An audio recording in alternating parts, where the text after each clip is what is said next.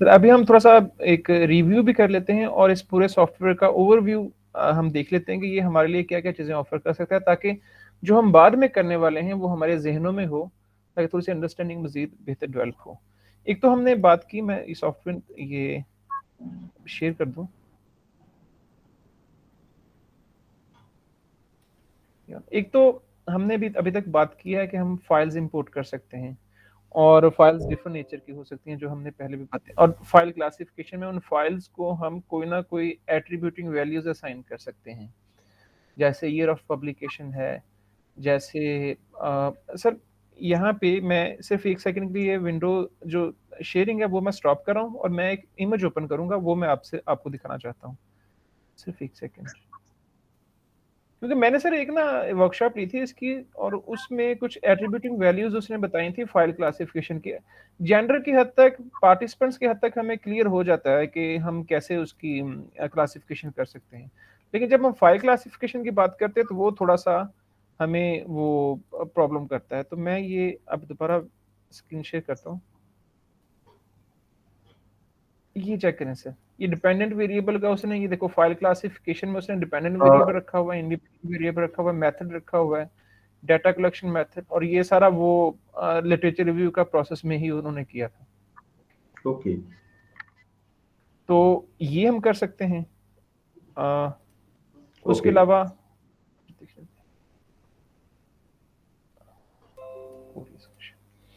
उसके अलावा एक्सटर्नल जो फिजिकल एंटिटी, फिजिकल कोई भी फाइल इसमें नहीं है, वो आप इसमें रखेंगे। राइट।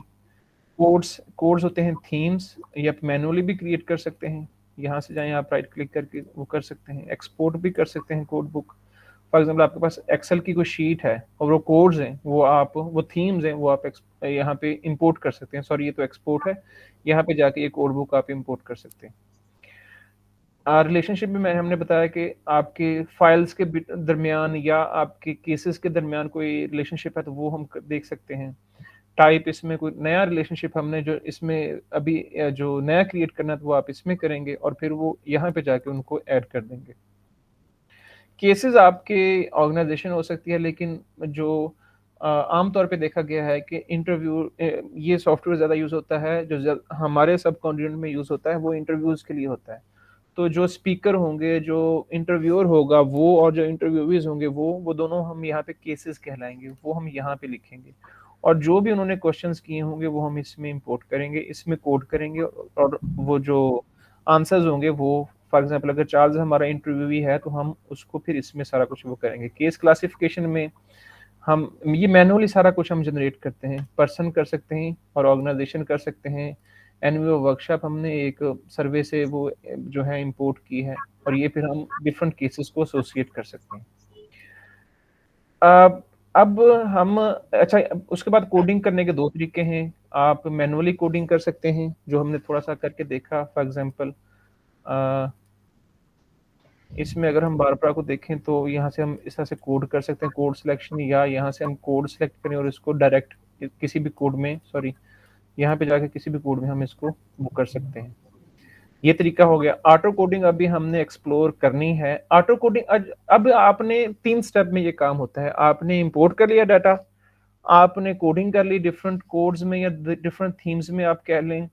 आपने फाइल्स में क्लासिफिकेशन के ज़रिए फाइल्स को एसोसिएट कर दिया डिफरेंट एट्रिब्यूट वेरिएबल्स के साथ, और उसके बाद केसेस को आपने डिफरेंट एट्रिब्यूटिंग वैल्यूज़ के साथ एसोसिएट कर दिया। ये तो 2 स्टेप जब हो जाएँगे, तब हमारा काम होगा एक्सप्लोर, ये जो टैब है इसका। अब इसकी राइट। मैं एक एक सिर्फ़ एक झलक दिखाऊँगा, क्योंकि सब पहले हम बाकी चीज़ें कवर करेंगे, कोडिंग का पार्ट, और फिर यहाँ पे आएँगे। For example matrix coding theory हम देखते हैं। हुँ, हम ये देखना चाहते हैं कि हम जिस तरीके से, फॉर एग्ज़ाम्पल इसमें क्रॉस टैब भी है। हुँ। क्रॉस टैब की तरह का ही है। फॉर एग्ज़ाम्पल मैं इसमें ये देखना चाहता हूँ कि मैं रोज़ में रखूँ कोड्स जो एटीट्यूड के बारे में लोगों ने बातें की हैं। एटीट्यूड मिक्स्ड हो सकता है, नेगेटिव हो सकता है। ये मैंने मैनुअल कोडिंग किया है इन थीम्स में। ये मैंने सिलेक्ट की और मैंने इसका कंपैरिज़न करना है एट्रिब्यूट वैल्यू के साथ। फॉर एग्ज़ाम्पल मैं केस क्लासिफिकेशन में पर्सन पे जाता हूँ कि ऐसे लोग जो फीमेल हैं, मेल हैं या फीमेल हैं, उन्होंने मेल लिख दिया हमने, उन्होंने इन एटीट्यूड्स के बारे में किस तरीके से बात की है, तो मैं यहाँ पे मैं स्कोप सेट कर सकता हूँ कि मेरी जितनी भी ये क्यूरी है ना, उसका ओके। स्कोप ये हो कि कहाँ से ये फाइल्स हो, फॉर एग्जांपल फाइल्स और एक्सटर्नल सारा हो, सारे में से डाटा कोड किया गया हो इसमें, या सिलेक्टेड आइटम्स, या इसमें हम जो भी यहाँ पे सिलेक्ट करना चाहते हैं कि मैं सिर्फ इंटरव्यू फाइल से मेरा डाटा जो मैंने कोड किया हो, वो ऐसा डाटा जो सिर्फ मेल से लिया गया हो और सिर्फ इन कोड्स में किया गया हो, उसका कंपैरिजन करके दिखा दें। वो जब हम रन क्यूरी करेंगे तो ये नहीं आएगा, क्योंकि ये मेल और फीमेल्स पर्सन हमने मैनुअली जनरेट किए हुए और मैंने किसी को एसोसिएट नहीं किया हुआ ये वाला। मैं आपकी इजाजत से सर एक दफा इसको प्रैक्टिकली श्योर। सर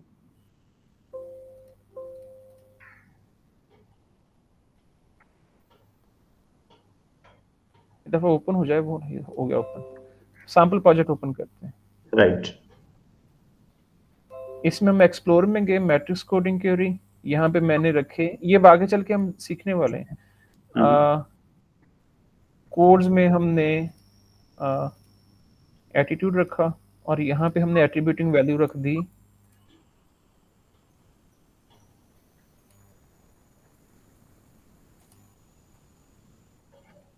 फीमेल, और साथ में मैंने रख दिया कि सिर्फ से फॉर एग्जांपल सिर्फ इंटरव्यूज में से, या यहाँ पे कह लें आप सिर्फ केसेस में, क्योंकि हमारा जो इंटरव्यू जो हैं वो केसेस में हैं पीपल, ये इंटरव्यू पार्टिसिपेंट्स। मैंने स्कोप ये रख दिया कि मेरा ये जो क्यूरी है वो सिर्फ इंटरव्यू पार्टिसिपेंट्स के बारे में है, इंटरव्यू ओके। पार्टिसिपेंट। इसमें अब हम ये देखना चाहते हैं कि फीमेल जेंडर हो और साथ में किस किस ने कौन से उसमें इन कोड्स में डाटा जो है वो कोड किया है। इसमें हम एट्रीब्यूट वैल्यू मेल भी रख सकते हैं, इसको हम मेल भी रख लें। ये सारे एट्रीब्यूट्स जो हमने वहां पे वो किए होंगे, यहाँ पे मैं मेल भी रख लेता हूँ और मैं इसको रन कर देता हूँ क्यूरी को।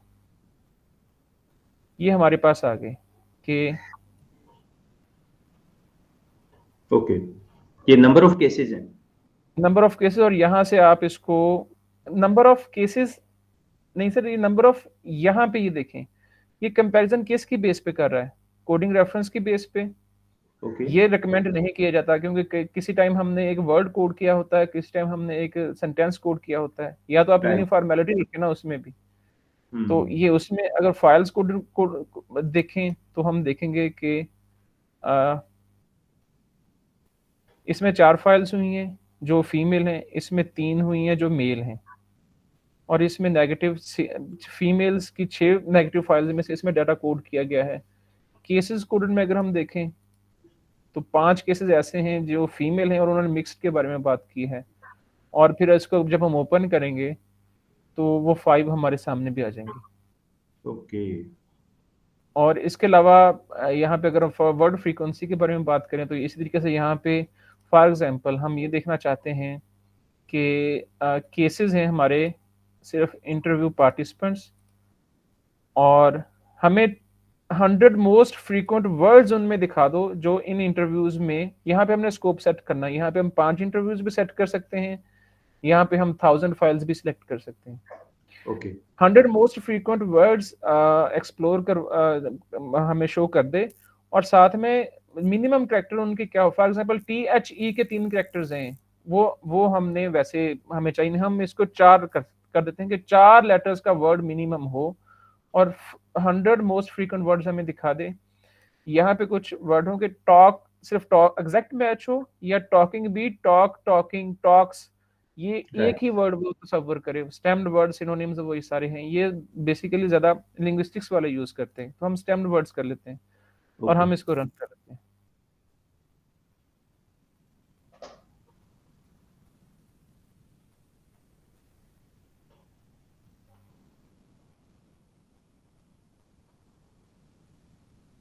ये आ गया।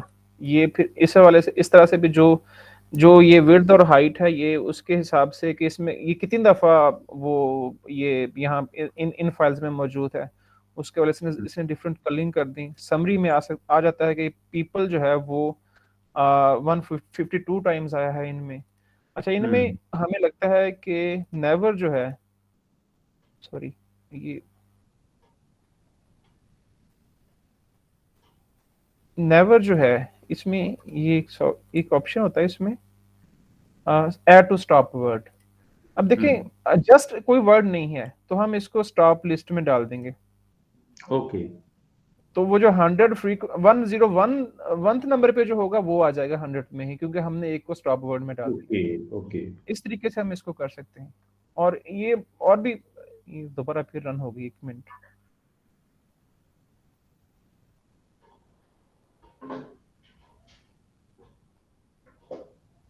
ये वाला ऑप्शन है। इसके अलावा क्यूरीज में क्रॉस टैब, ये बहुत सारी हैं इसमें। आप फॉर एग्जांपल मैं इसको भी हम एक्सप्लोर कर लेते हैं एडवांस में ही। एटीट्यूड ही रखना है।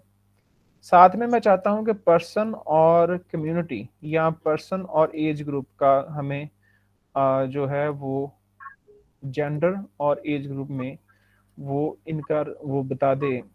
और यहाँ पे हमने स्कोप रखना है। इसको हम रन करेंगे तो हमें ये इस तरह से आ जाएंगे ऐसे लोग जो 30 ओके टू 39 एज ग्रुप में हैं, फीमेल हैं और मेल हैं, तो इस तरह से कंपैरिजन हमें शो करता है ये।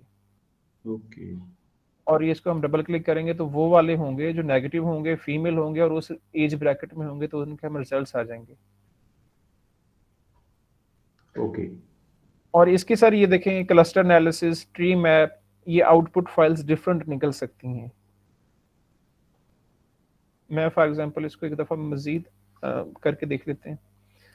सिलेक्टेड आइटम्स, सिर्फ केसेस हों, लोग हों, इंटरव्यू पार्टिसिपेंट्स हों, ओके, 100 हो, और ये हम फोर्थ पे रख लेते हैं। रन क्यूरी, क्योंकि हमने पहले इसमें किए हुए हैं स्टॉप वर्ड्स, तो उसने कहा कि वो अब एक्सक्लूड हो जाएंगे। ओके ये आ गया। इसमें आउटपुट फाइल्स डिफरेंट हैं, ट्री मैप आ सकता है। अब ये सबसे ज्यादा दफा पीपल यूज हुआ है, फिर थिंक यूज हुआ है, फिर वाटर यूज हुआ है, लाइक हुआ है, नो हुआ है, आइलैंड। जब हम यहाँ पे जाएंगे तो हम ये भी डिस्कस करेंगे कि हमें उन्होंने किस तरीके से सिखाया और इसमें से कुछ मीनिंगफुल इन्फ्लुएंस कैसे निकालने, वो भी हम फिर इस पे बात करेंगे क्लस्टर एनालिसिस में। कि ये इस तरीके से शो करता है कि ये जो वर्ड्स हैं ये फ्रीक्वेंट वर्ड्स तो हैं, लेकिन ये आइलैंड और हार्कर्स का मतलब ये है कि ये एक ही फाइल में जो है ये ज्यादा दफा यूज हुए हैं। तो इस तरीके से इसकी इंटरप्रिटेशन डिफरेंट बनती है। वो जब हम यहाँ पे इस जगह पे पहुंचेंगे तो उसको हम डिस्कस कर लेंगे। श्योर ये सर इसका जो एनालिसिस पार्ट का एक बस एक स्नैपशॉट ये थी कि ये इस तरीके से करता है। हायरार्की चार्ट्स बन सकते हैं। कोड्स हम देखें, ऑल कोड्स का हम हायरार्की चार्ट बना दें, यहाँ से बनता है। तो इसकी ये इस तरह से आउटपुट फाइल निकलती है कि एटीट्यूड में नेगेटिव कितना, कितनी दफा, कितना मतलब इसके हाइट और विड्थ से इसको पता चलता है कि इसमें कितने रेफरेंसेस कोड हुए हैं। या आप इसको डिफरेंट तरीके से वर्ड्स, नंबर ऑफ वर्ड्स के साथ भी आप इनकी ये जो बॉक्सेस बने हैं उसकी जो वो सेट कर सकते हैं हाइट एंड विड्थ के। हमें हाइट एंड विड्थ से पता चले कि किस किस थीम में या किस कोड में ज्यादा वर्ड्स कोड हुए हैं। तो ये डिफरेंट तरीके से हो सकता है। फॉर एग्जांपल आइटम्स कोड से करें तो फिर कितने आइटम्स इनमें कोड हुए हैं, फॉर एग्जांपल कितने नंबर ऑफ फाइल्स इसमें कोड हुए हैं। तो इस तरीके से डिफरेंट हैं। और इसके अलावा ये भी एक अपना अलग से एक मीनिंग देता है। ओके यहाँ पे आप क्लिक करेंगे तो ये एटीट्यूड का निकल आएगा, फिर पॉजिटिव में, इस तरह से है सर ये। अमेजिंग है। तो अब आप हुक्म करें सर, अब हम ऑटो कोडिंग की तरफ चलें। हाँ जी बिल्कुल। तो हमने अब मैं ये अज्यूम करता हूँ कि you have imported the word files और पीडीएफ फाइल्स और सोशल मीडिया फाइल्स, तो आपके पास आ गई हैं। इनमें से एक फाइल थी जो हमने मैनुअली क्रिएट की थी, ये वाली यूसी, ये वाली। मैं इसको दोबारा इंपोर्ट करता हूँ यहाँ पे।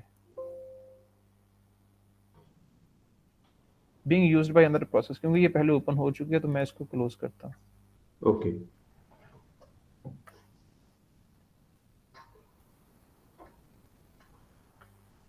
मैं इसको कोई मजीद कुछ नहीं करता, मैंने सिर्फ इसको इंपोर्ट कर लिया।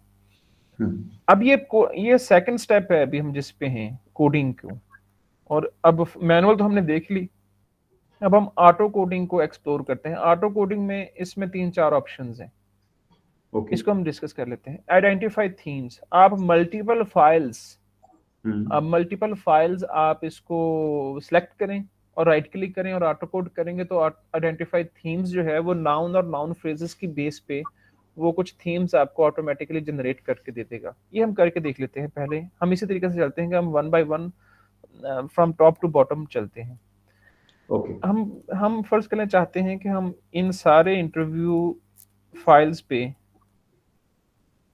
इनसे कौन कौन से थीम्स जो हैं, कौन कौन से कोड्स निकल सकते हैं, वो हम देखना चाहते हैं। ये हमने सबको, ये मैंने इसलिए सिलेक्ट नहीं की क्योंकि ये ऑडियो और वीडियो फाइल है। ट्रांसक्रिप्ट है, ये हम सिलेक्ट कर सकते हैं, लेकिन उसके लिए आपकी इन फाइल्स में ट्रांसक्रिप्शन लाजमी इंपोर्ट हुई हो। नेक्स्ट किया, और यहाँ पे जब आप जाएंगे तो आपके पास एक लैंग्वेज पैकेज डाउनलोड होगा अराउंड 250 MBs का, तो वो पहले डाउनलोड करना होगा। वो 1 टाइम आप डाउनलोड करेंगे तो वो हो जाएगा। फिशिंग के बारे में ज्यादा बात की है, और फिशिंग में भी कमर्शियल फिशिंग, फिशिंग इंडस्ट्री, इस तरीके से ये सारे हमारे नाउन और नाउन फ्रेजेस जो हैं वो हमारे सामने आते हैं। उस तरीके से वाटर के बारे में ये वाली बातें हुई हैं। चेंज के बारे में, हम इन्वायरमेंट चेंज हो गया, एरिया चेंज हो गया, ह्यूज चेंज के बारे में एक हमारे पास आता है। तो इस तरीके से इसमें ऑटोमेटिकली नाउन और नाउन फ्रेजेस की बेस पे सॉफ्टवेयर ने आपको थीम्स आइडेंटिफाई करके दे दिए।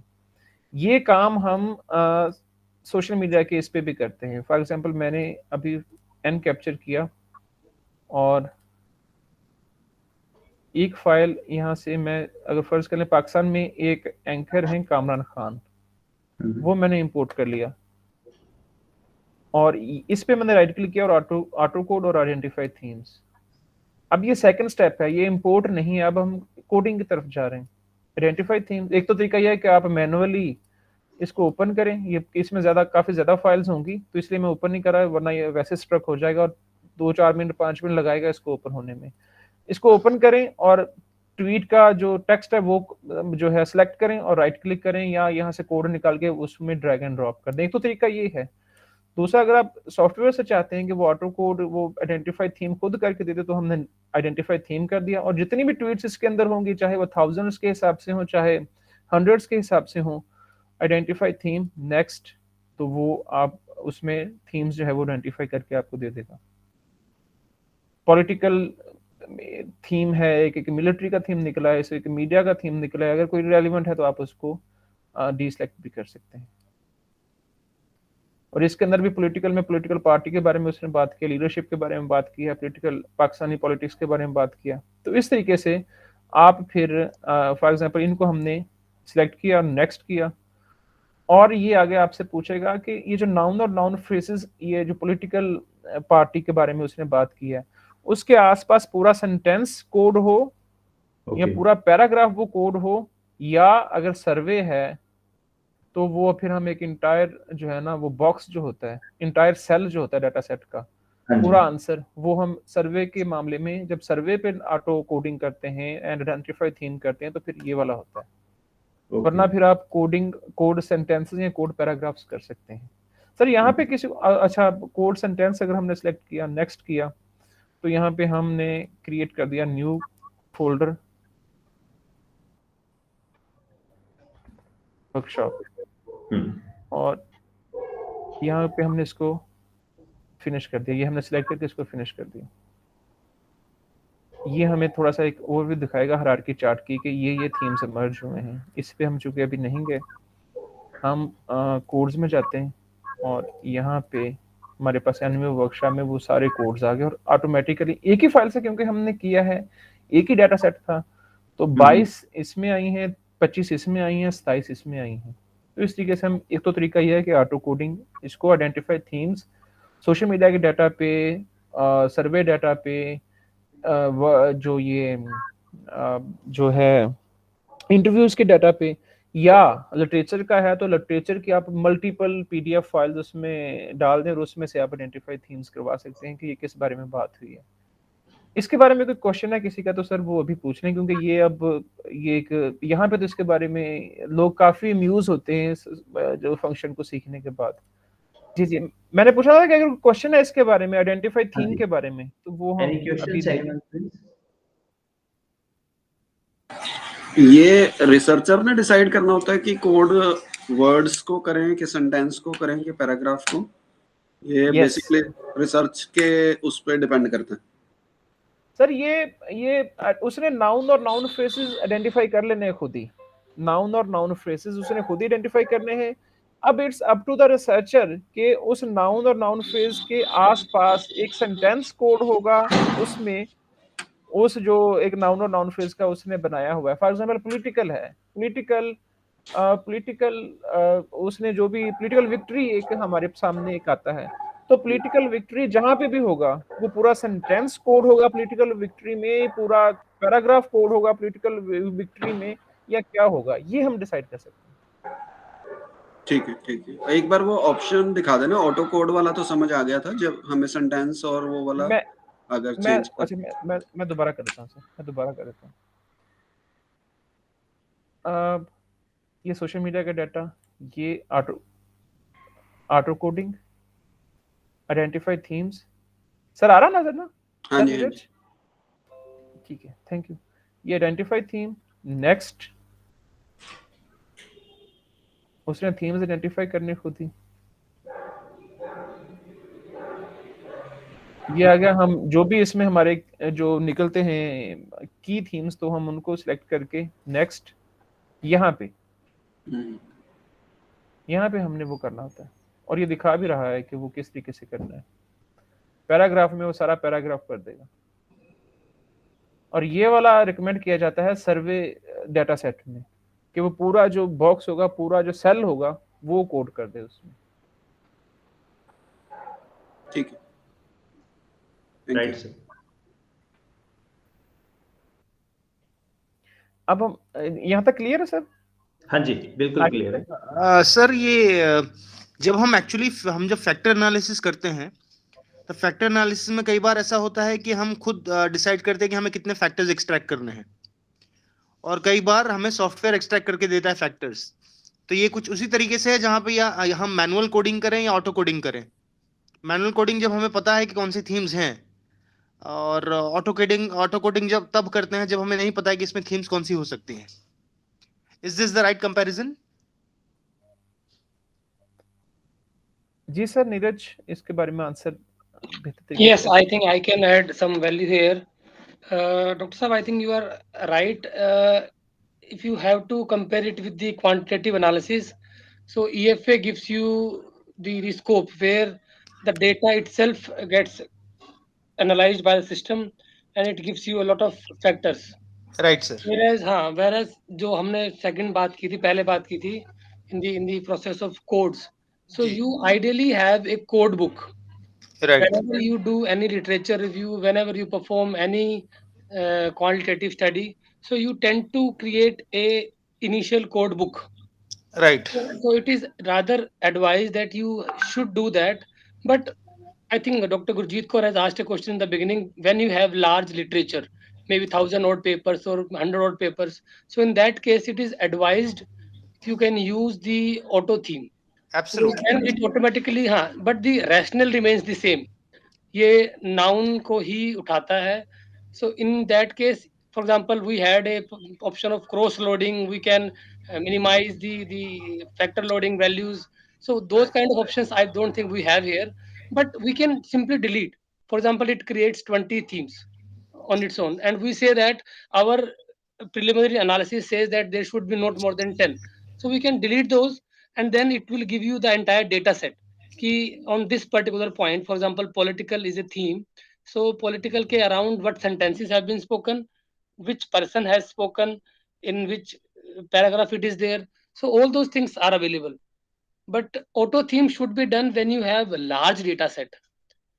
If you have a small data set and you have themes, then it is largely advised that you read the entire transcripts manually, you code them, because when you write a qualitative paper, you need to have a lot of thick description. The thick description will only come when you read and make sense. Correct, because the actual meaning is always inferred by the researcher. Correct. So it is, Agreed. yeah, you can compare it with EFA and CFA, but it has not those kind of options. Correct. Right. So, Dr. Sunil, is it right that when we go for manual coding, manual codes, whatever you are identifying, manual code, and then to validate it through auto code? Absolutely, I think that is something that I have always advised my students, Hmm. that you do not depend upon the auto coding. You do a Hmm. manual coding, Hmm. and then you also perform an auto code just to Okay. validate your initial findings. That's Thank a you. good thing to do. Absolutely. Thank you. I hope Aves is with us because we are discussing Yeah, among because ourselves Yes, only. he yes, yes. Aves, can you can you confirm whatever was the discussion with just between three of us? So can you confirm that बिल्कुल we are on the right track? Because बिल्कुल we बिल्कुल सही I कहा. mean Dr. Sunil is from qualitative, but myself from quantitative, so I know nothing about qualitative. So this is all inferences which we are making. So whatever is coming, so we are relating quantitative techniques with the qualitative coding and other thing. Thank you मैंने very much. Doctor Neeraj sir की कुछ videos देखी हैं जिसमें मैं qualitative भी अभी सीख रहा हूँ, तो मुझे थोड़ा सा आइडिया हो रहा था कि आप किस बारे में बात करें. सर सुनील ने बिल्कुल सही कहा.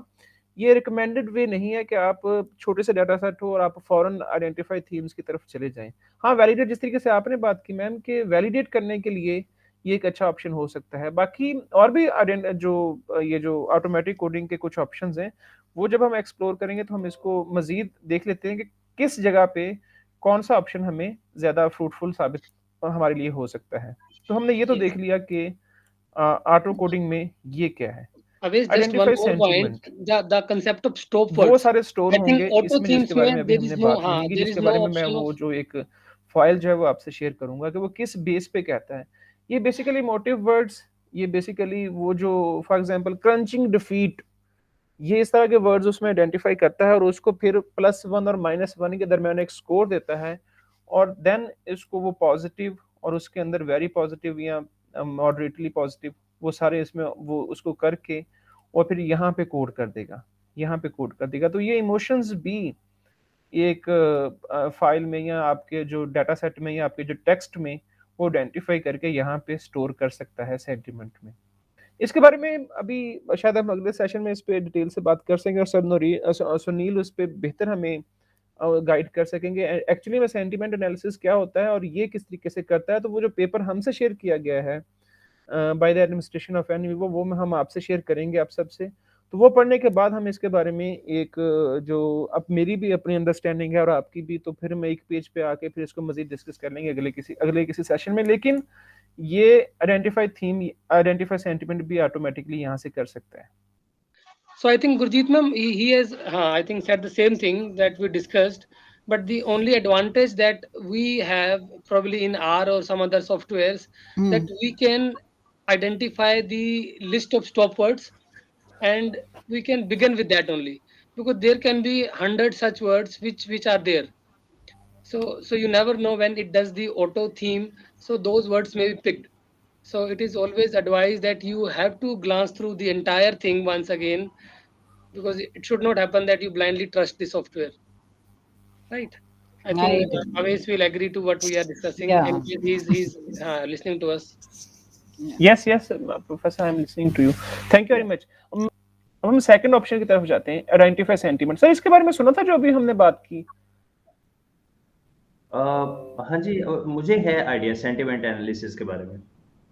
बस सर वो फिर अगर आप इसको ये +1 और -1 के दरमियान जो भी किसी सॉफ्टवेयर को किसी भी सेंटेंस को ये अगर तो उनमें ये इमोशंस आइडेंटिफाई करता है, फॉर एग्जांपल क्रंचिंग डिफीट का कोई नाम वो जिस तरीके से एग्जांपल में दिया जाता है, इस तरह का कोई वर्ड है तो वो नेगेटिवली उसको कर देगा और ये यहाँ पे स्टोर करता है, यहाँ पे सेंटिमेंट्स में. इसमें हमारे पास ये 3-4 किस्म के ऑप्शंस होते हैं, ये वाले वेरी पॉजिटिव, मॉडरेटली पॉजिटिव और मॉडरेटली नेगेटिव, वेरी नेगेटिव. ये न्यूट्रल और मिक्स्ड इसमें नहीं होते. क्या आप सुन पा रहे हैं सर? जी बिल्कुल करेक्ट. ओके. तो ये सेकंड ऑप्शन, इसको हम आइडेंटिफाई सेंटिमेंट, ये इस तरीके से उसको करता है. स्पीकर नेम हमने देख लिया कि स्पीकर नेम हम किस तरीके से उसको करके और ये Right. हेनरी, अब इसमें हमने हेनरी लिख दिया तो वो और सिलेक्ट दो- कर लेगा, और इसका नाम हम यहाँ से कॉपी भी कर सकते हैं या वैसे मैनुअली लिख लें, ये कर लिया और वो उसमें तो ये एज केसेस उसको इंपोर्ट कर देगा। सबसे अच्छा, उससे भी अच्छा ऑप्शन ये है कि अब हम चाहते हैं, अब हमने कोडिंग मैनुअली थोड़ी सी, ये जो लास्ट ऑप्शन है, ये थर्ड ऑप्शन जो है ये वाला सबसे पहले इसको हम डिस्कस करते हैं, इसको हम बाद में डिस्कस करते हैं। ये वाला जो ऑप्शन है, इसको यूज करने के लिए आप हमें पहले कोडिंग थोड़ी सी हमने की हुई हो, क्योंकि एग्जिस्टिंग कोडिंग पैटर्न, इसका यूज क्या है, ये कुछ हमारे पास ये फाइल्स हैं, और फर्ज कर लें हम चाहते हैं कि ये वाली फाइल्स जो हैं, ये 4 फाइल्स कोड हों टू सर्टेन थीम्स, या सारे थीम्स जो आपने बनाए हुए हों, based on these files, based on the pattern, in files को जो हमने उन कोड्स में किया हुआ है उस पैटर्न पे। तो ये तीसरा ऑप्शन यूज होता है। हम एक दफा करके देख लेते हैं। ये 4-5 फाइल्स हैं, ये हमने कोड की हैं, ये हम कोड करना चाहते हैं, ये मैंने सेलेक्ट की और ये मैंने यूज एग्जिस्टिंग पैटर्न सेलेक्ट किया, इसको मैंने नेक्स्ट किया। अब वो चाहता है कि किन कोड्स में आप इसको कोड करना चाहते हैं, और मैं चाहता हूं कि ये सारे भी सिलेक्ट कर सकते हैं, या मैं चाहता हूँ सिर्फ एटीट्यूड में हो, से फॉर एग्जांपल, तो मैंने इसको ओके कर दिया। अब वो ये पूछ रहा है कि आप पैटर्न किन फाइल्स की बेस पे आइडेंटिफाई करवाना चाह रहे हैं कि इन कोड्स में गया हो। तो मैं यहाँ पे जब फाइल्स में जाऊंगा, तो जो फाइल्स मैं कोड करना चाहता हूँ वो तो उसने ऑटोमेटिकली, वो तो हम अभी कोड करना चाहते हैं, लेकिन जो बाकी फाइल्स हैं, जो पैटर्न आपने बनाया होगा, वो फाइल्स आपने सिलेक्ट करनी है। फॉर एग्जाम्पल मैं चाहता हूँ इस फाइल में, इस फाइल में, इस फाइल में, इस फाइल में, ये जो भी आपका ये मैनुअल एक प्रोसीजर है वो मैंने सिलेक्ट किया, और यहाँ पे how much coding do you would like to and we were to create, कितनी कोडिंग मोर, या यहाँ पे स्टैंडर्ड हमें बताया गया कि ये सबसे मतलब एक स्टैंडर्ड ऑप्शन ये है कि आप यहीं पर इसको रखें। Next, no question coding issued, के 3 ऐसे थे जिनमें हमें कोई इशू नहीं था इन कोड्स पे। यहाँ पे हमें दिखा गया कि जो फाइल्स हमने सेलेक्ट की हैं वो न्यूट्रल, या इसके जो पेरेंट कोड है इसमें उसकी कोडिंग नहीं हुई, तो मुझे नहीं पता चला। इन कोड्स में मैंने जो है वो कोडिंग कर दी है, जो फाइल्स मैंने सिलेक्ट की हैं बेस्ड ऑन द पैटर्न, कि हमने जो ये फाइल्स से मैनुअली कोडिंग की है इन चारों को या तीनों को।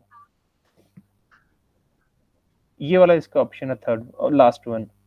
ओके सर इसको मैं दोबारा भी अगर डिस्कस करना चाहें तो कर सकते हैं, अगर कोई क्वेश्चन है तो वो हम डिस्कस कर सकते हैं।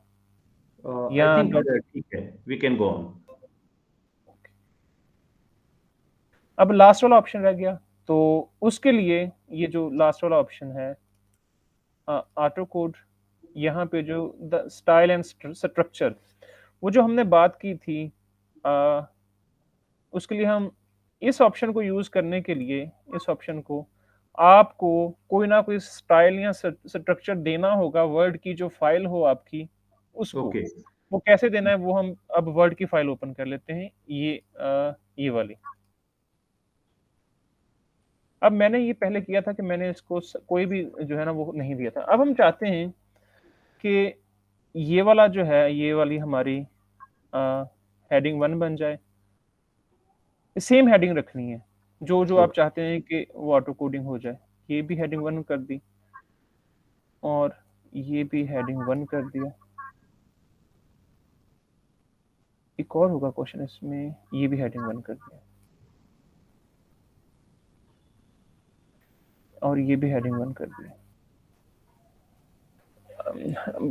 इस सॉफ्टवेयर के अंदर बहुत सारे ऑप्शंस हैं। फॉर एग्जांपल अगर वर्ड में अगर हमने यहाँ पे 01 लिखा हो और ये सारा हमारे पास डाटा हो, यहाँ पे हमने से फॉर एग्जांपल यहाँ पे 02 रखा हो, तो ये वाला ऑप्शन हो, तो हम क्या कर सकते हैं बल्क में, वो जो हम एडवांस ऑप्शन में जा सकते हैं, रिप्लेस मोर, यहाँ पे हम कह सकते हैं कि ऐसे वर्ड्स हमें ढूंढ के दें जो यहाँ पे अगर आप सेलेक्ट करें एनी डिजिट 1 टाइम 2 टाइम, तो ये टू लेटर्स 2 डिजिट्स हैं, तो हमने 2 दफ़ा किया।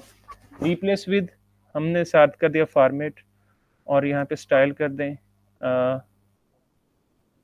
हेडिंग 1 यहाँ पे होगा कहीं पे, जो आप हेडिंग 2 भी कर लें, हेडिंग 3 या हेडिंग 2 कर लें, यहाँ पे हेडिंग 2 तो और साथ में इसको रिप्लेस ऑल कर दें, तो जो भी जहाँ पे 2 डिजिट्स होंगे वो उसने हेडिंग 1 2 बना दिए होंगे, जो भी हमने यहाँ पे हेडिंग 3 वो बना दिया होंगे।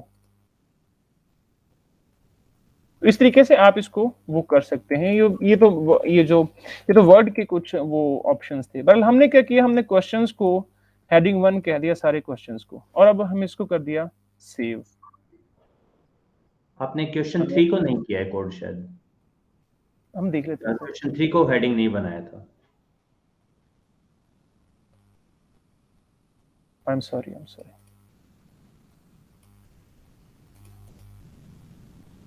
ये हो गया क्वेश्चन 3। अब हम इसको सर सेव कर लेते हैं, श्योर।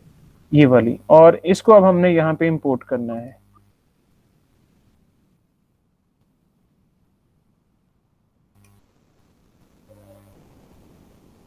अब हम इसको चाहते हैं कि ऑटो कोड हो by the style and structure. अब हम इसको नेक्स्ट करेंगे, और वो कहते हैं कि अच्छा इसमें 2 ऑप्शन है, या तो जो पैराग्राफ जहां पे आपने इंटर दबाया हो उसकी बेस पे ऑटो कोडिंग करे, नहीं हमने उनको कहा कि हमने उसको पैराग्राफ स्टाइल कोई ना कोई स्टाइल दिया है, और यहाँ पे ये ऑप्शन भी आ रहे हैं, ये एज एग्जांपल।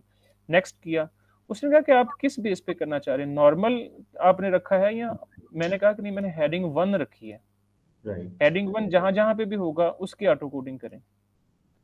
ये वो कहता है कि आपने कहाँ पे इसको सेव करना है, तो मैंने उसको कहा कि न्यू कोर्स बनाए इसके, कहाँ पे हो, NVivo वर्कशॉप में। ये हमने नेक्स्ट फिनिश कर दिया।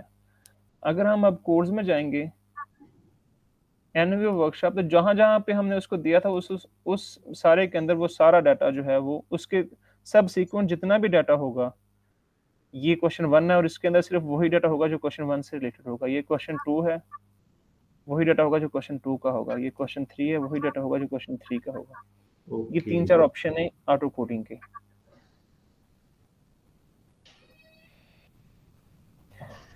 ग्रेट। ये ऑटो कोडिंग के ऑप्शंस हैं सर। हाँ जी।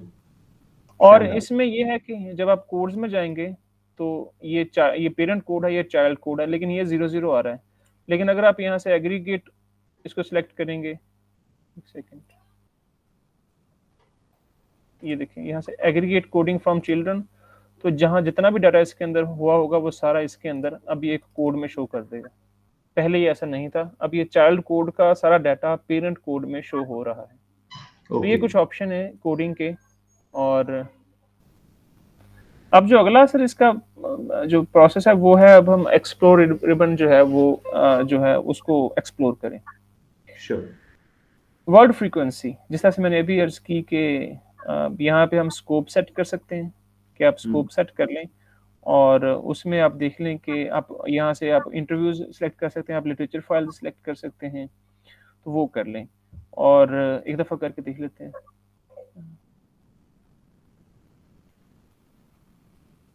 इंटरव्यूज 100 मोस्ट फ्रीक्वेंट वर्ड्स, और लेटर्स इसमें हों 4, और स्टेम्ड वर्ड्स भी हों। तो अवैस इसमें जो आप कर रहे हैं, ऐसा भी पॉसिबल है कि हम इंटरव्यू के क्वेश्चंस और ट्विटर दोनों का इकट्ठा भी बना सकें? बिल्कुल कर सकते हैं सर। हाँ जी, क्योंकि आप जो ऑप्शन सिलेक्ट कर रहे हैं आप सिर्फ उसमें एक ही चीज कर रहे हैं, अगर मल्टीपल करें तो सबका बन जाएगा। ये देखें सर, ये आप पूरी फाइल्स पूरा सारा ये फाइल्स पूरा का भी कर सकते हैं, एक्सटर्नल्स भी उसमें हो, उसमें इवन कोड्स भी हों। अब हम चाहते हैं कि हम सिर्फ चाहते हैं कि ये सिर्फ एटीट्यूड के जो उसमें कौन कौन से थीम्स बनते हैं, इसमें 100 तो हम 10 करते हैं क्योंकि इसमें जो लिमिटेड डाटा होगा इसको हम करते हैं, तो ये वाले हमारे सामने आते हैं 10 वर्ड्स। ओके। तो ये यहाँ से ये इस यहाँ का मतलब है, इस जगह का मतलब है कि आपने स्कोप सेट करना है, राइट, कि आपकी क्यूरी किन फाइल्स तक महदूद हो। ये वर्ड फ्रीक्वेंसी है, और यहाँ पे डिफरेंट तरह से ये दिखाया जा सकता है। डेवलपमेंट सबसे डोमिनेंट वर्ड है जो ज्यादा दफा यूज हुआ है। समरी में हम देख सकते हैं कि कौन सा वर्ड कितना यूज हुआ है। क्लस्टर एनालिसिस, इसमें सर ये जो क्लब करता है वो इस बेस पे करता है कि ये दोनों वर्ड्स जो हैं ये हैं तो सारे ये मोस्ट फ्रीक्वेंट वर्ड्स, लेकिन ये जो गुड और एरिया जो है ये एक ही फाइल में आए हैं, एक ही फाइल में इकट्ठे तो ये उन्होंने साथ ही क्लब कर दिया। और इनके साथ ब्यूटीफुल ये भी उतनी दफा ये आया है कम और बेश जितना ये दूसरे आए हैं, लेकिन ये फाइल जो है ये डिफरेंट है। ये इस तरीके से इसको क्लब करता है। और उसके बाद सर टेक्स्ट सर्च क्वेरी है कि आप कुछ सर्टेन टेक्स्ट जो है वो सर्च करना चाहते हैं, स्कोप यहाँ से सेट कर सकते हैं आप, और उसमें अगेन स्टेम्ड वर्ड वगैरह है। और ये तो टेक्स्ट से रिलेटेड क्यूरीज हो गई। और साथ में ये मैट्रिक्स कोडिंग क्यूरी है कि आप चाहते हैं कि एटीट्यूड, जैसा हमने पहले भी देखा था, एटीट्यूड से हो, और साथ में अब हम ये कई दफा क्या होता है हम एक और डिफरेंट काम करके देखते हैं। हमने ऑटो कोडिंग की इसमें, ये मैनुअल है, ये सेंटिमेंट अलग है। सेंटिमेंट तो हम उसमें मैनुअल कोडिंग भी कर सकते हैं सेंटिमेंट्स में, लेकिन वो जो ऑटोमेटिक होगी वो हम यहाँ पे स्टोर करते हैं आइडियली। लेकिन ये जो एटीट्यूड है ये हमने मैनुअली क्रिएट किया, और इसके अंदर हमने कोडिंग भी मैनुअली या ऑटोमेटिकली पैटर्न के जरिए या जैसे भी इसमें हमने किया। ये कोड बुक में है, ये अलग से है, तो ये हमने किया। और हम ये देखना चाहते हैं कि कोई ऐसा यहाँ पे ये क्यूरी जो है मैट्रिक्स कोडिंग क्यूरी जो कोड्स बाय कोड्स भी कंपैरिजन कर सकती है। फॉर एग्जांपल कोई ऐसा तो नहीं बाय चांस हो गया जो नेगेटिव में भी हो गया हो और पॉजिटिव में भी हो गया। फॉर एग्जांपल ये नेगेटिव है और यहाँ पे अगर जाएं तो पॉजिटिव कहाँ पे है, ये पॉजिटिव है, तो ये वाले जो हैं ये नेगेटिव पॉजिटिव दोनों में जा रहे हैं, ये प्रॉब्लमेटिक है।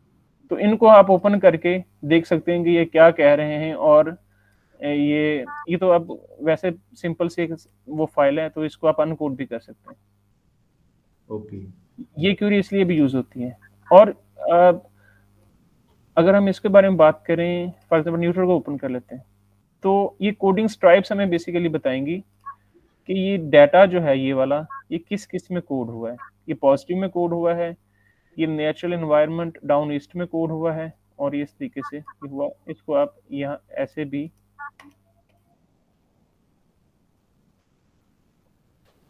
अनडॉक भी कर सकते हैं इसको ऐसे, राइट। ये देख लेंगे ये वाला जो है ये पॉजिटिव में हुआ है, इसमें हुआ है, इनमें इन केसेस में लैंडस्केप में हुआ है, और इस तरीके से आइडेंटिफाई करते हैं। और ये जो हमने अभी बात की है, जो हमने ये मैट्रिक्स कोडिंग क्वेरी लगाई थी, आई एम सॉरी इसको मैं दोबारा लगाऊं,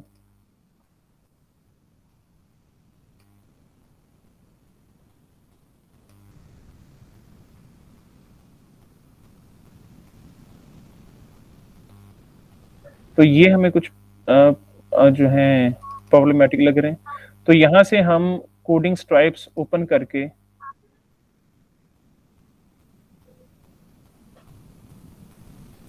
देख सकते हैं कि ये कहाँ पे हुआ है। इस तरह से हम इसको देख सकते हैं कि मैट्रिक्स कोडिंग क्वेरी है, और साथ में मैंने जिस तरीके से बताया कि अब इस रिबन को एक्सप्लोर कर लेते हैं, कोडिंग क्वेरी। अब आप इस तरीके से इसको इस क्वेरी में ये इस तरह के आंसर्स जो है वो ले सकते हैं कि ऐसा कंटेंट जो मैं फर्ज कर लूँ ये एटीट्यूड में नेगेटिव हो, और यहाँ पे हम इसमें मजीद ऐड कर सकते हैं, लेकिन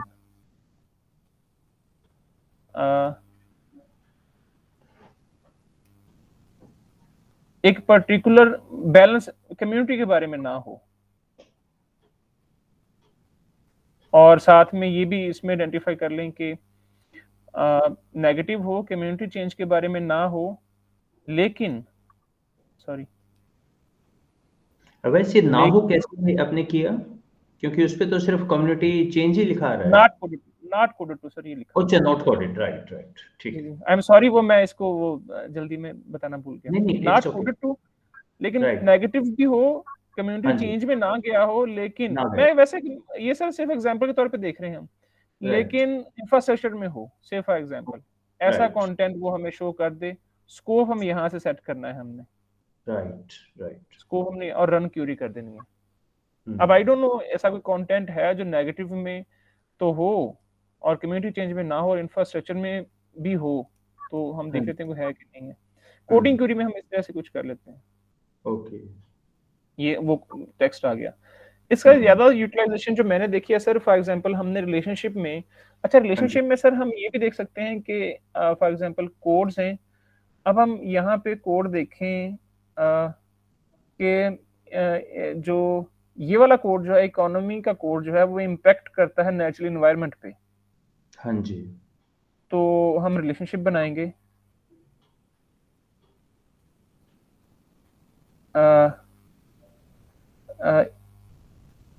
इकोनॉमी का कोड जो है वो यहाँ पे अगर हम देखेंगे इम्पैक्ट्स नेचुरल इन्वायरमेंट, ओके हो गया। अब इसका फायदा ये है कि ये कोड जो है हम कॉपी करने के बाद ये जो रिलेशनशिप है वो यहाँ पे पेस्ट भी कर सकते हैं। ओके अब पेस्ट कर दिया। अब हमें जो कंटेंट चाहिए वो ऐसा कंटेंट चाहिए जो इकोनॉमी में भी कोड किया गया हो, नेचुरल इन्वायरमेंट में भी कोड किया गया हो। तो फिर ये वाली जो कोडिंग क्यूरी है वो हमारे काम आती है। ओके ये वाली मतलब हमने यहाँ पे होगा ये वाला कंट्रीब्यूट्स या इम्पैक्ट जो भी है।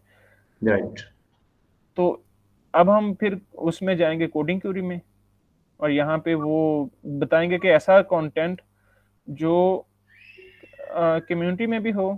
और एक तो तरीका ये है कि हम यहीं पे दोनों सेलेक्ट कर लें, नेचुरल एनवायरनमेंट किधर गया ये वाला, या एक तरीका यह है कि यहाँ पे एक सिलेक्ट कर लें और इसको एक और दें कि यहाँ पे एक और हम रिस्ट्रिक्शन लगाते हैं कि ये इसमें भी हो और इसमें भी हो, या दोनों इसमें सिलेक्ट कर लें, एक ही बात है।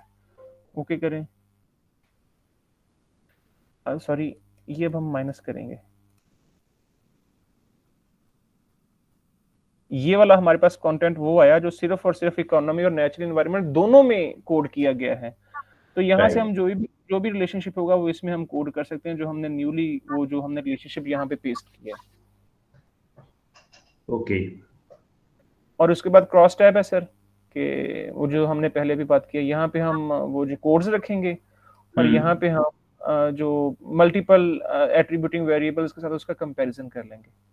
राइट और इसके अलावा ये कोडिंग कंपैरिजन है, ये इंटरकोडेड लायबिलिटी के टाइम पे ज़्यादा यूज होती है। सिलेक्ट यहाँ पे जो हमने वो पहले जो मैंने सबसे पहले बात की थी, यहाँ पे ये वाला ये जितने भी मल्टीपल यूजर्स होंगे वो रिकॉर्ड होते रहेंगे। और जब हम यहाँ पे कोडिंग कंपैरिजन में जाएंगे तो यहाँ पे ये चीज़ मतलब फर्स्ट हम रिवर्स का कंपैरिजन करना चाहते हैं, ये NVivo जो ऑटोमेटिक जनरेटेड कोडिंग होती है इसके साथ। तो इसके में 2-3 ऑप्शंस हैं कि आप किस बेस पे आप कंपैरिजन करना चाहते हैं, आप रन कर दें। ये आ गया और इसकी आउटपुट फाइल इस तरीके से आती है। ये वाली आइडियली मेरा ख्याल है कि इसमें से कुछ कंटेंट ऐसा होगा जो एक ने तो किया होगा, दूसरे ने नहीं किया होगा। ये तो आपको तो सर बेहतर पता है कि कापा की जो 1 वैल्यू ये तो आइडियल है, ये तो रेयर इंस्टेंसेस आती है। तो ये कुछ ऐसा है कि एक जो कंटेंट है वो किसी एक कोडर ने किया है और दूसरे कोडर ने नहीं किया, तभी शायद वो, या दोनों ने नहीं किया तभी उनकी जो है एग्रीमेंट 100% है। राइट तो ये इस तरीके से है। और इसके अलावा कौन सा ऑप्शन है, कंपाउंड क्यूरी। अगर आप टेक्स्ट सर्च क्यूरी और कोडिंग क्यूरी को मिक्स करना चाहते हैं तो यहाँ पे टेक्स्ट लिखते हैं, यहाँ पे कोडिंग क्यूरी वो ऐड भी हो जाती है। यहाँ पे ग्रुप क्यूरी में आइटम्स कोडेड, ये भी मोरलेस उसी की एक्सटेंशन है सर, इनमें से किसी कोडिंग। और ये चार्ट्स कुछ बन सकते हैं, फॉर एग्जांपल चार्ट्स का, आई एम सॉरी सर मैं थोड़ा सा फास्ट फॉरवर्ड जा रहा हूँ क्योंकि शायद बिल्कुल ठीक है। फॉर एग्जांपल अगर हम चाहते हैं कि ये वाले जो हैं, ये वाला इंटरव्यू ये किस में 10 मोस्ट कोडेड जो थीम्स हैं वो कौन से हैं, तो हम चार्ट की फॉर्म में यहाँ से बन सकते हैं। चार्ट डॉक्यूमेंट कोडिंग अगर हम करेंगे तो ये रियल स्टेट डेवलपमेंट में हुआ है। रियल स्टेट डेवलपमेंट में जो 100% कंटेंट है उसका 39% जो है वो इस फाइल से गया है। नेचुरल एनवायरनमेंट और इस तरीके से ये जो मोस्ट जो यूज्ड थीम्स हैं इस फाइल में वो हमें ग्राफ के फॉर्म में ये शो हो गए। और इसके अलावा बाकी सारे ऑप्शंस भी हैं, एट्रीब्यूटिंग वैल्यू के साथ भी हम फाइल्स बना सकते हैं। हायरार्की चार्ट्स जो हैं वो कोड्स के भी बन सकते हैं, और जो हमने अभी बात की कि वो जो एज बॉक्सेस से बन जाते हैं कि उसमें कितना जो कंटेंट है उसकी बेस पे तो कोड्स का बना लेते हैं, ऑल कोड्स का बना लेते हैं। तो ये इस तरीके से बन गया कि ये अब हमें बॉक्सेस के हिसाब से पता चलेगा कि इसमें कितनी कोडिंग हुई है। ये कंपैरिजन कोडिंग रेफरेंसेस पे आइटम्स कोडेड पे भी हो सकता है। इसका जो आउटपुट फाइल है वो इस तरह से भी सनबर्स्ट भी बन सकता है, इसकी फॉर्म पे भी हो सकता है। अगर इसमें आपने रियल स्टेट डेवलपमेंट को देखना है तो या फॉर एग्जांपल नेचुरल एनवायरनमेंट को देखना तो इस नेचुरल एनवायरनमेंट को क्लिक करेंगे तो उसका आगे ओपन हो जाएगा, जब बीच में क्लिक करेंगे तो वापस उस पर चला जाएगा। तो ये ग्राफिकल फॉर्म में आपको बता दिया उसने कि किस में कितनी कोडिंग हुई है। ओके, अब वैसे यहाँ पे मेरी एक अब ऑब्जर्वेशन, जो हम बात कर रहे थे कि क्लस्टर एनालिसिस, अब हम चाहते हैं ये जो ये वाली जो है सर, ये इन सारे फंक्शंस को अगले किसी सेशन में जब आपका हुक्म होगा तो हम डिटेल से भी डिस्कस कर लेंगे। श्योर। सुनील, एक आपके लिए एक क्वेश्चन है मेरा। जी सर। चलिए, आवाज इज बैक। वैसे आई एम एक सॉरी ऑब्जर्वेशन है मेरी इसमें। जी सर। क्वालिटेटिव एनालिसिस करेंगे पर मुझे तो हर कहीं क्वांटिटेटिव ही दिख रही है इसमें। Might be I am a person of quantitative, क्योंकि आप हर जगह नंबर्स में दे रहे हैं, कोड दे रहे हैं, क्रॉस टैब कर रहे हैं, चार्ट्स बना रहे हैं, बार चार्ट बना रहे हैं, कोरिलेशन कर रहे हैं, क्वेरीज जनरेट कर रहे हैं। मतलब हम क्या कर रहे हैं, बेसिकली अंदर तो है टेक्स्ट पर बाहर से उसके थोड़ा थोड़ा क्वांटिटेटिव वाला ही अप्रोच कर रहे हैं हम। ये ज्यादा है सर क्वांटिटेटिव, सही कह रहे हैं आप। कि मुझे भी खुद हैरानी हुई थी कि ये सॉफ्टवेयर है तो क्वालिटेटिव का, लेकिन सर इसकी स्ट्रेंथ ये है कि ये कोडिंग कर लेता है ग्राफ की फॉर्म में। जब आप शो करते हैं तो आप किसी को डबल क्लिक करके उसमें जो डाटा है वो आप आइडेंटिफाई कर सकते हैं। और हर चीज में ये लग रहा है अवैस की कोडिंग बहुत इंपॉर्टेंट है। कोडिंग में बहुत ज्यादा टाइम देना चाहिए, क्योंकि जितनी कोडिंग रिच होगी उतनी एनालिसिस रिच होगी आपकी। बिल्कुल सर, जैसे आपकी किसी वीडियो में शायद मैंने सुना था कि सर अगर आप रबिश इन करेंगे तो रबिश आउट ही होगा। एब्सोल्युटली। तो कोडिंग तो is the backbone of your data, कि आप उसमें कोडिंग जितनी जो है वो रिगोरस होगी, जितनी बेहतर होगी, एनालिसिस भी उतने ही बेहतर होंगे। ओके, अवैस यहाँ पे मेरे एक सुनील से क्वेश्चन है, क्योंकि सुनील क्वालिटेटिव एनालिसिस के ट्रेनर हैं और ये बताते हैं 5-6 तरह की इसमें एनालिसिस होती है क्वालिटेटिव के अंदर। तो सुनील, इसमें एनवीवो क्या सब में फिट होता है या किसी एक दो में फिट होता है? Sir, NVivo is a software which does quantification of qualitative data. Right.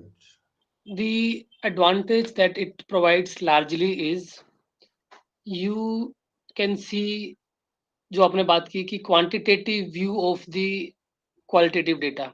But if, for example, I say I want to do ethnography, so the 80% of the ethnography study that relies upon the observation.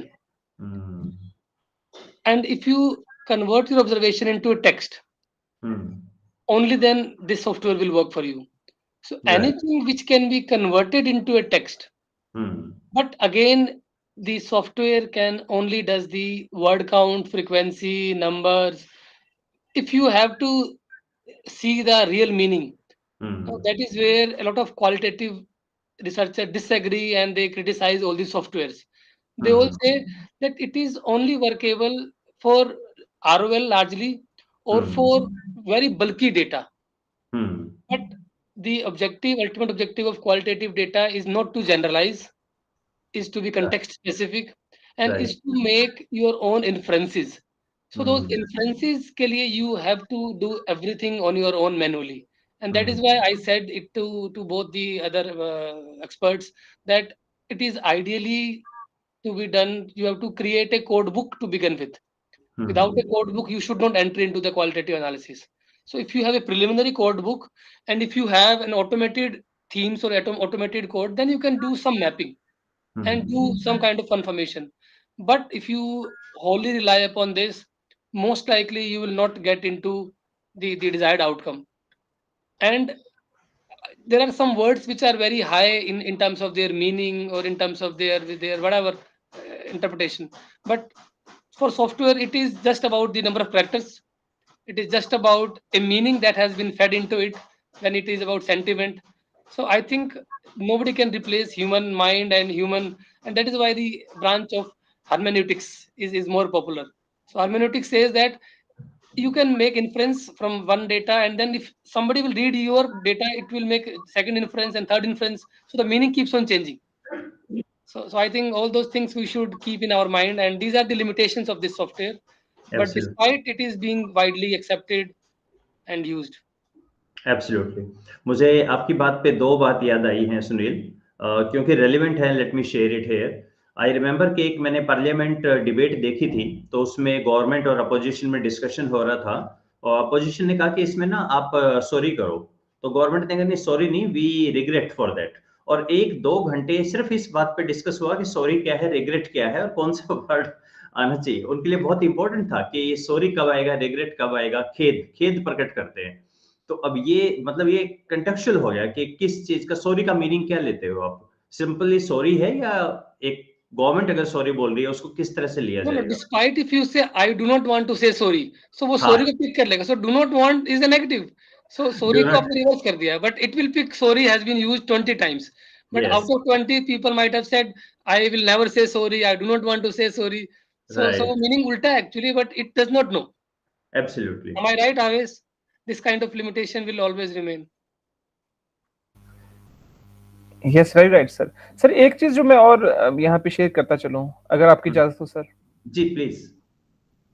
Sir एक और जो मुझे जो मैं बड़ा use करता हूँ, वो एक ये ऑप्शन है कि आप चाहते हैं कि मतलब आपने यहाँ पे लिटरेचर की फाइल्स काफी ज्यादा इसमें आपने इंपोर्ट कर ली, तो आपने वो फाइल सेलेक्ट करनी है और आपने उनका करना है, सॉरी ये वाली फाइल्स आपने सेलेक्ट की हैं और आपने उनका करना है cluster analysis based on the word similarity. तो यहाँ पे आप एक्सप्लोर में जाएंगे, डायग्राम में cluster analysis of selected items वो करेंगे, तो ये एक दफा कर ली, तो ये क्लब कर दी कि थॉमस और बारबरा ने मोरलेस एक ही तरह की बात की है, एक ही तरह की वो उसमें है। ये लिटरेचर पे भी अप्लाई होता है, ये इंटरव्यू की फाइल्स पे भी अप्लाई होता है।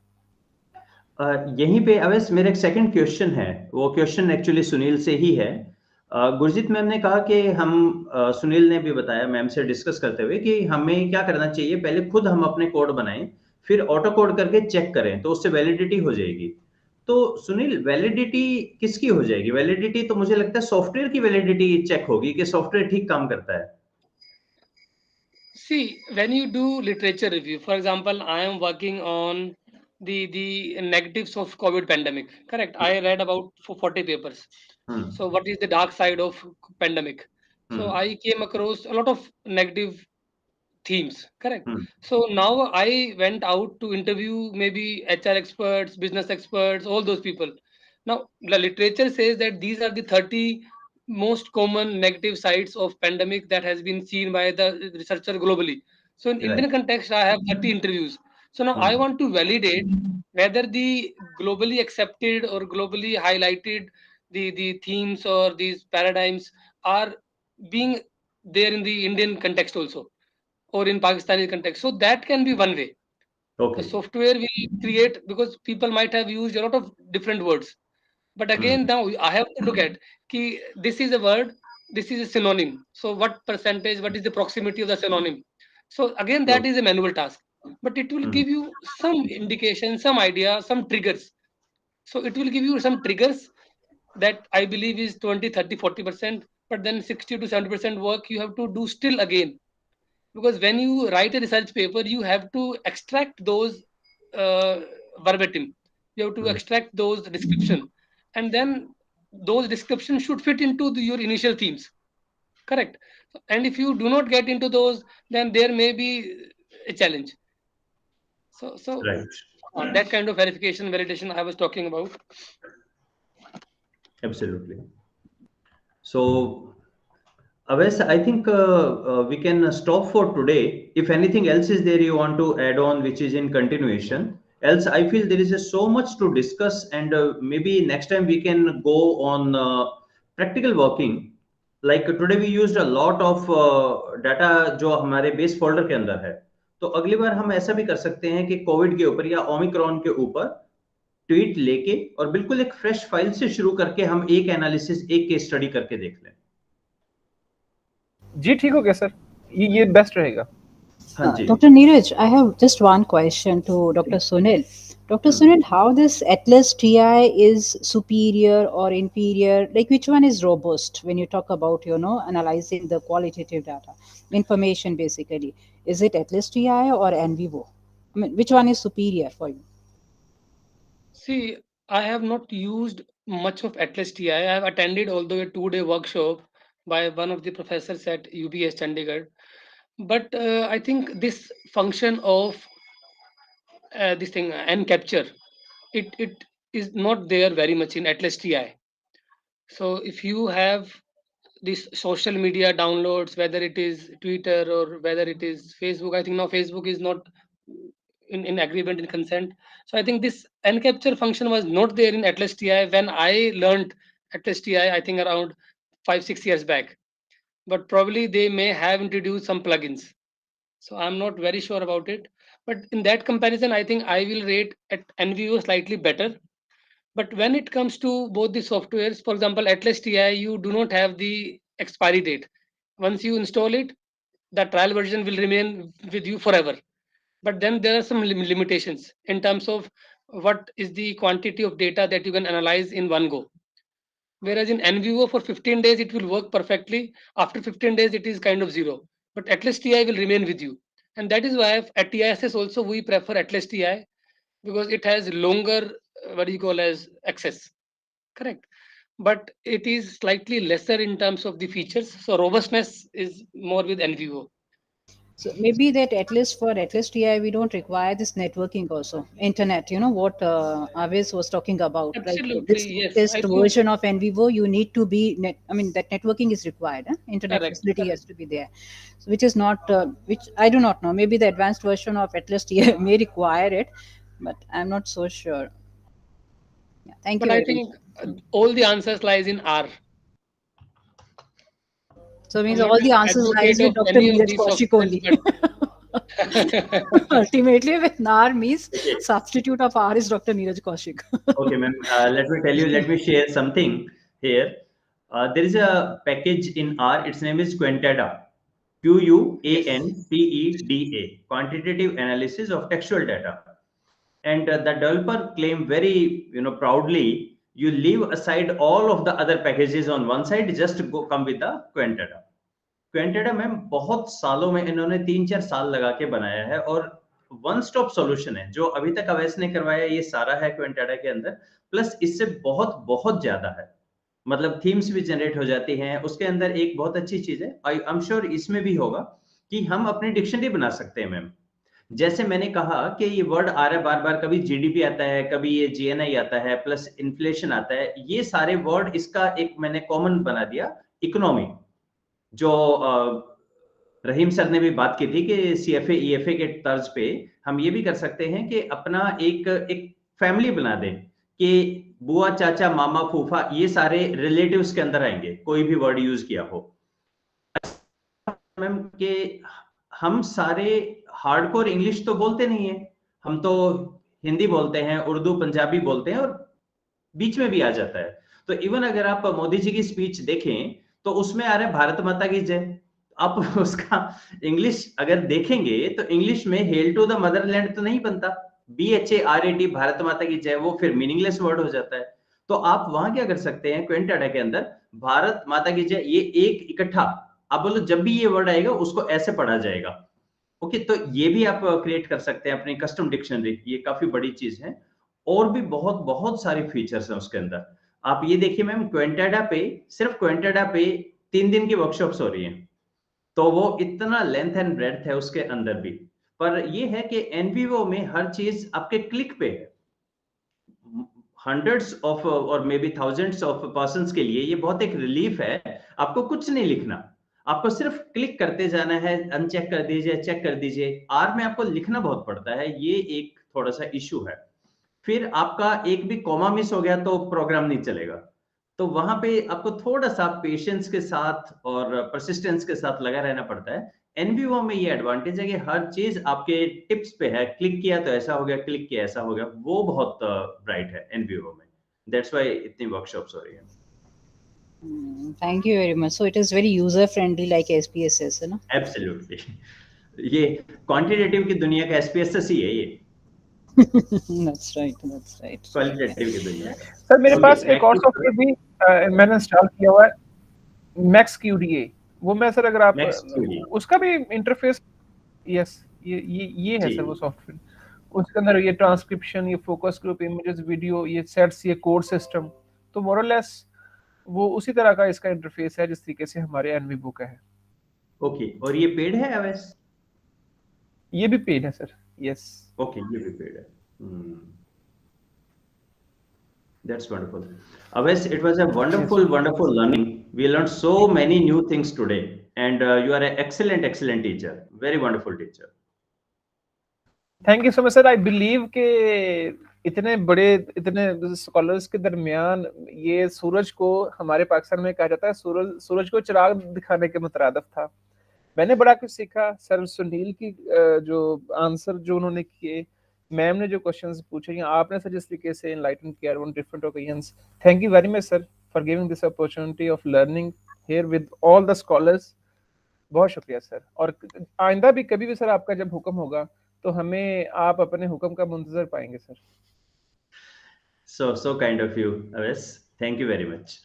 So thank you very much sir. Thank you, Awais.